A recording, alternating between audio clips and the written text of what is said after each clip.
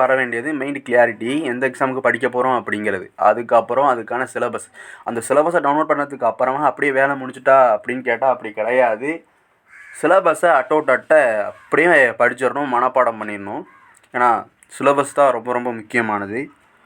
சிலபஸை டவுன்லோட் பண்ணதுக்கு அப்புறமா படித்ததுக்கு அப்புறமா நெக்ஸ்ட்டு பண்ண வேண்டிய ப்ராசஸ் என்ன அப்படின்னா, இப்போ இருக்க நியூ புக், அதாவது சமச்சீர் புக்கை வந்து நீங்கள் படிக்கணும். சமச்சீர் புக்கையும் எப்படி படிக்கணும் அப்படின்னா, தமிழை பொறுத்த அளவுக்கு 6லேருந்து 10வது வரையும் இருக்க அந்த புக்கை வந்து அட்டை படிக்கணும்.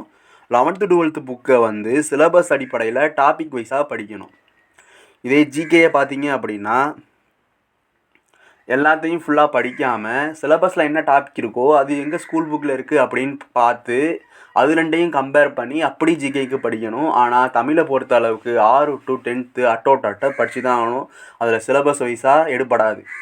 ஆனால் 11th 12th